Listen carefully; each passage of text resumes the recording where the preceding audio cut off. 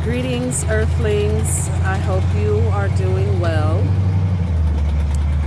I had to jump on here because this is something that's been on my heart for a while now, and I'm constantly speaking about it to some people that are close to me. I can't say to everybody because, unfortunately, in the Black community, to speak about mental health is kind of like a taboo, especially with the people who are older than us, so maybe even like my mom who's in her 60s and my grandmother who will be 92 years old. To speak about mental health to them is like a no-no. I never understood why, from a community of people, some of the main people on this planet who needs therapy, it's like a taboo to them. I never understood why that is.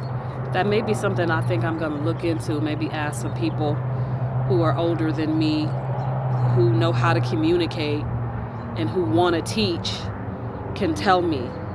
Because it literally just dawned on me right now. But the point of this video is to beg you.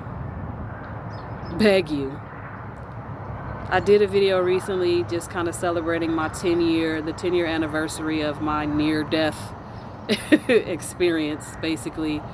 And something I did not mention in that video was because I was going through a list of things that I had accomplished in the 10 years. And something that I didn't mention, or I may have mentioned it, but I didn't really dive deep into it, was that I overcame depression. It's also not something that I spoke about publicly like that. People who were in my inner circle, my family, my friends, they knew that I was battling depression, and I still didn't really talk about it like that. Unfortunately, depression is one of those things that people will hang over your head if they can, if you let them. They'll blame that on every behavior, any moment of sadness, any moment of being insecure or unsure about yourself or not being able to make a decision.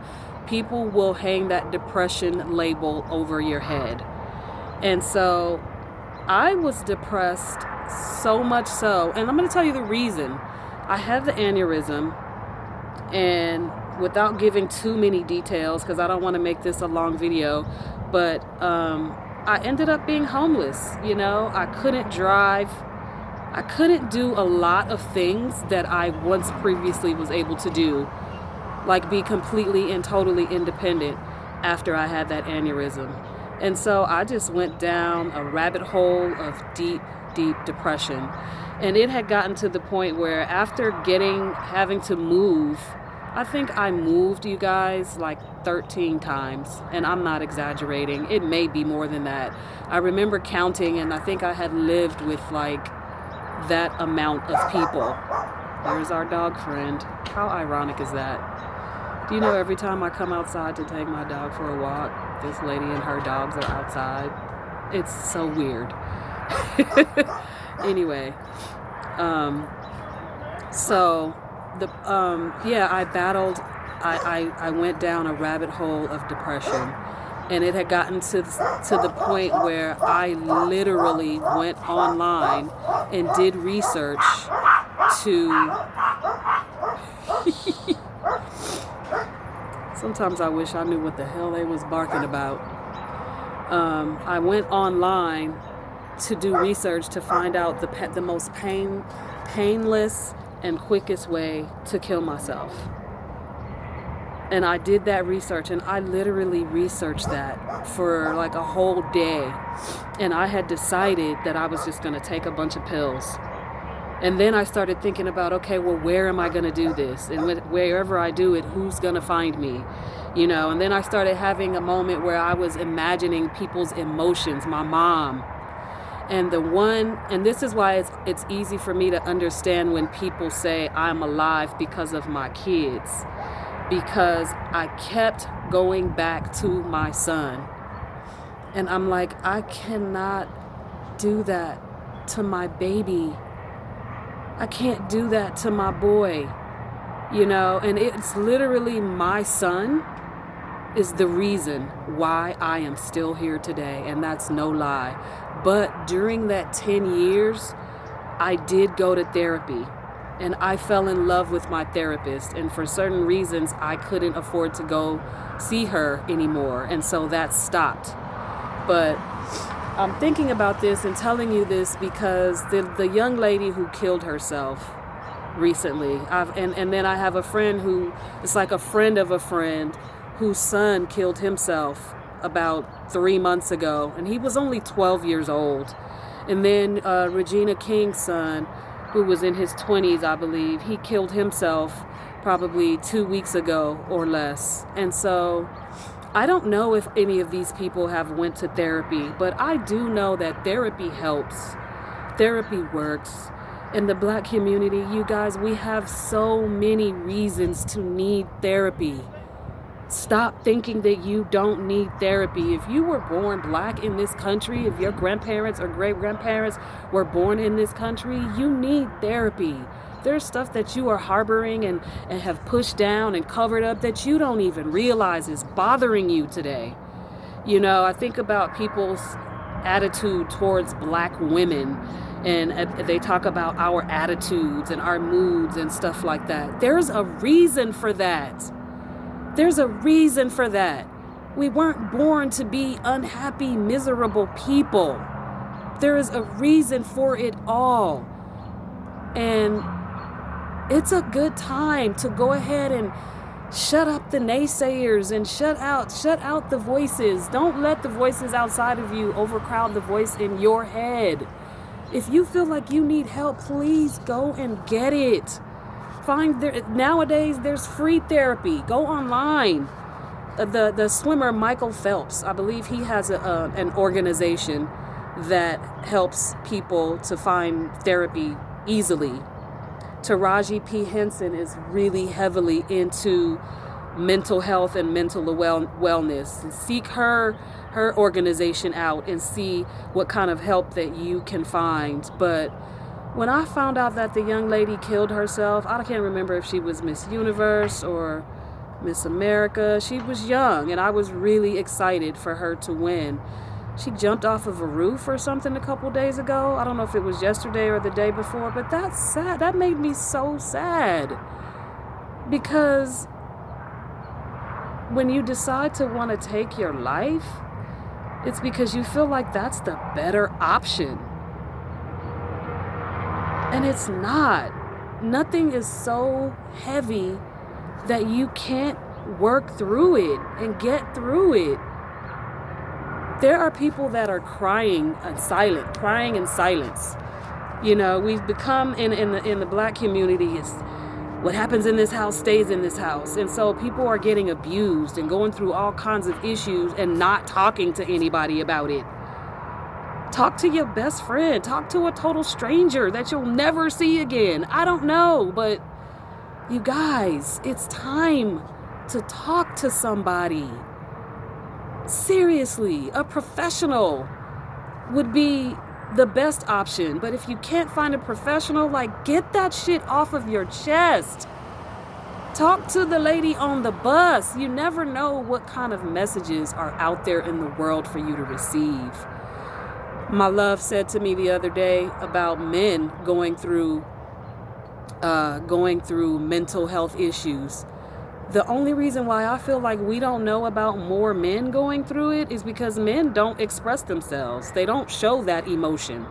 They, for some reason, feel like they have to be strong all the time. And that's just not true. And ladies, if you have a man in your life who you feel like could use some therapy, tell him.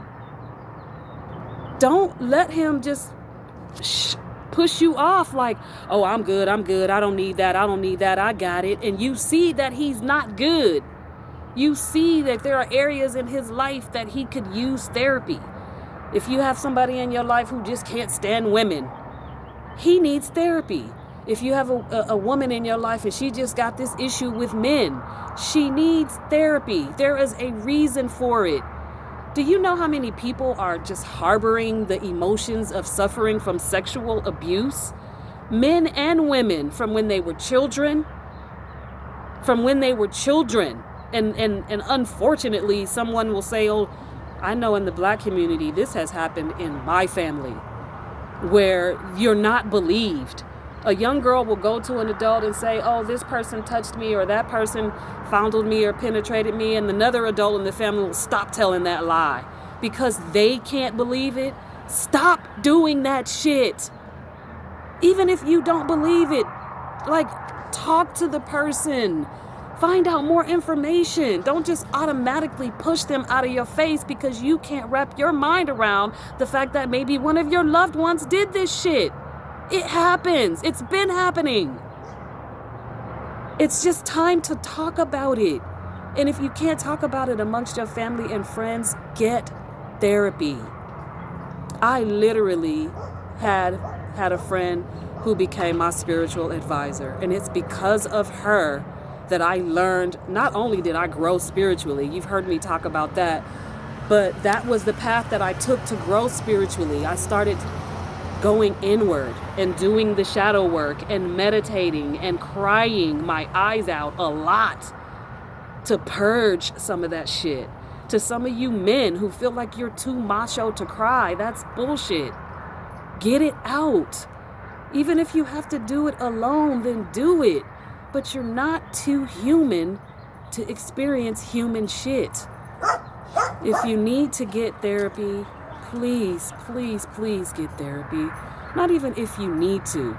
I had a friend the other day who mentioned, and this is a new friend, someone who I just met, but she spoke about therapy and she wasn't afraid to, and she said, I just keep a therapist. It's like I just keep a therapist in my back pocket. I love that because we all need somebody to talk to about shit. It also helps me to understand why people go to church every Sunday, because you need that dose. You need that re-up of confidence and everything that comes along with that. So for me, I just started meditating every day to the point where I got obsessed with it. Then I started writing letters to myself, writing letters to God. But I don't even know at what point. For me, it just kind of started registering with me everything that I had to offer or have to offer. And that I am important, and that my son and my family do need me, and they do love me. And whatever it is I'm going through, it's not that bad. It's not bad enough for me to take myself out, because that is definitely a selfish move.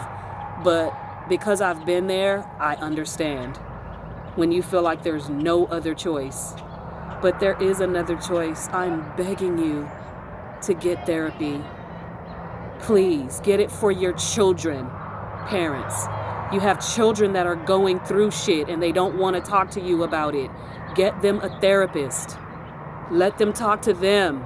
Just get them help. So I hope this resonates with somebody.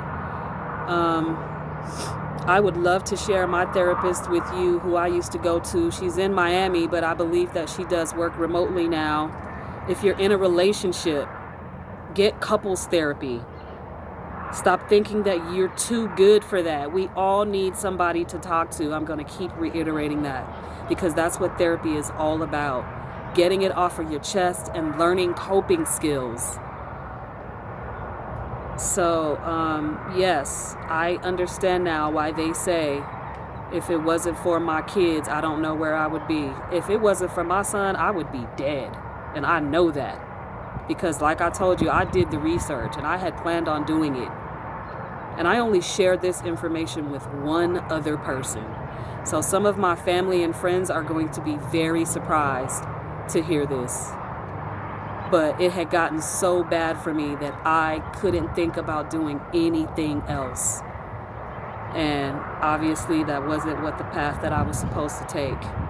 So I hope you got outside today and got you some sunshine, no matter where you are in the world, because sunshine, it helps. It helps. being outside helps. I love you. Please take care of your mental. Please take care of your mind. It's not just about the food you eat for your weight and your heart health and your your mental needs food too. So I'm done. Hopefully someone listens and decides to get help. I love you, and I'll see you next time.